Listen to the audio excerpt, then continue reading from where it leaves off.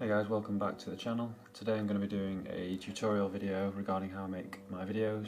I'm going to be focusing on a recent video I released, the Cozy Library Atmosphere video, but in general this is how I go about making all of my videos really. So first off, there's a couple of reasons that I'm making this video. The main reason, to be honest, is that YouTube have recently demonetized this channel, meaning that there is no longer any advertisements on my videos. I won't receive any ad revenue, and as you can see here, this status. So I got an email just the other day, and the reason they've given is reused content, which when I've looked into it is basically YouTube's way of saying they don't think that this channel is adding any significant value. They think that I'm just uploading repetitive content without really providing my own original spin on something. So the idea behind this video is to show a little bit more behind the scenes and demonstrate how I'm adding value, because I do recognise that from YouTube's perspective it might not always be that obvious when you look at a channel like mine what is going on behind the scenes. So that's kind of the primary purpose of the video, and the second reason is this might be useful to somebody who's interested in how I make these videos, or in general might be looking to do something similar on their own. I might just be interested. So let's get into the video. So the starting point behind all my videos is always the original footage I shoot out in nature, which makes up the window, the scene in the window you can see here, of the rustling leaves in quite a misty atmosphere. So I'll just show you the original raw footage that I shot. So this is the original raw footage I shot using my Canon 750D digital camera, which I invested in for this channel. As you can see, it was quite a misty early morning, and this is just at a local forest near me. So I quite like the misty sort of forest effect that it had and all the rustling leaves. And I thought it would look good in one of my videos with some editing in After Effects and Premiere Pro. So this is what it kind of looks like beforehand, and then post all the editing. So as you can see, I've transformed the original footage that I took into, I've added the rain effect on there, and I've also tweaked the brightness and the contrast to make it a little bit more darker to suit the ambience of the video. So I was pretty happy with the overall result of this. And also, to create the lightning effect, I also had to create 2 copies of this footage, and one of them had I used an effect to create fluctuating brightness to give the effect of lightning going off, and I'll show you later on how I incorporate that into the video. So far I've shown you sort of how the background window effect is created. I'm also going to go into how I've done the foreground turning pages, and also the background characters. So in terms of the foreground desk with the moving pages, this is the raw footage I shot for this. So as you can see, I used a green screen technique, and I basically filmed raw footage of the desk scene with the books and the turning pages and the coffee mug, and I had the green screen in the background. To get this effect, I also needed some studio lights to make sure the brightness was correct, because if you don't get the colouring correct on the green screen, it can become quite hard to key out the green. So this is just a quick behind the scenes look at the sort of lighting in action that you need to create a smooth green screen effect. These are just lights I bought off Amazon to help with the video quality. So as you can see here, this is the original raw footage of the student studying in the background of the video. And as you can see, I used the same green screen and lighting setup that I did for the foreground desk scene. So I shot 3 separate desk scenes to create the 3 different people.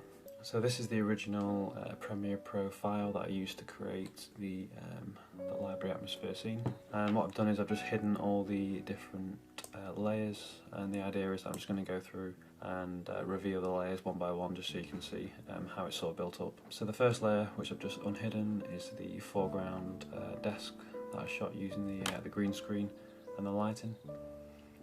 I've used an effect called keying, where you basically key out the green background. So obviously I want to be able to see beyond the desk, so you can see the background scene. So the next layer is the cat you see in my videos. Again, that's been done using the same green screen technique. I'll insert a clip just in the corner just to show you the behind the scenes of that. The next layer is the background sort of library structure scene. So this is something I've put together in Photoshop, and I've done this by using several royalty-free library scenes that I found and sort of stitched them together to create something which looks realistic in terms of the foreground. So what you can see here is the original Photoshop file with the three separate library images that I've stitched together to try and create a realistic foreground. These are all taken from a website called pexels.com, which allows you to download royalty-free images. And I've also added in some pillars to just sort of frame the background better. So that's kind of the behind the scenes in terms of how the background image was created, which you can see, as you can see in the background here. So the next layer to reveal is the three students studying. So if I just unhide those three layers, you can see those are the three video files that I showed you before that have been created using the green screen technique. So they've obviously been inserted into the background there. And I've used the same keying technique to remove the green background. So that layer is just some particles which kind of give a bit more depth to the scene and just give it the impression that it's a large room.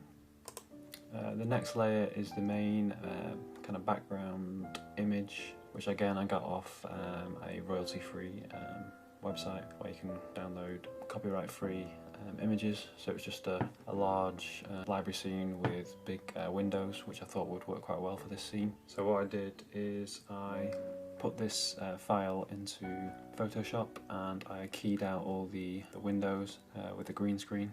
So as you can see in the corner here, that took about there was 27 different layers to make sure all the windows were keyed out completely.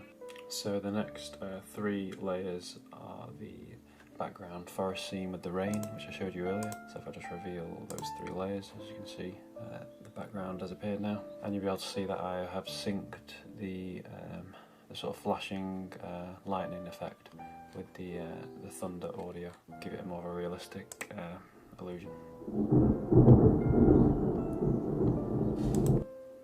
And just to quickly show you the original Premiere Pro video file, where I've created the sort of flickering rain effect. So you notice there's a few, there's two main layers in this file. So the first layer is just the standard forest rain scene, and then the layer behind it is the exact same video file, but with a fluctuating brightness effect. So there's an effect in After Effects called wiggle, where you can basically make the black brightness fluctuate.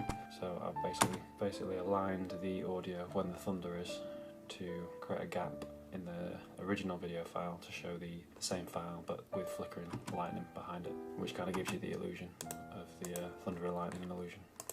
So that's just all a bit of background on how that specific clip is created. So in terms of the audio for this video, I created a separate Premiere Pro file for this. So once I've done all the visuals, then that's when I start adding in all the audio.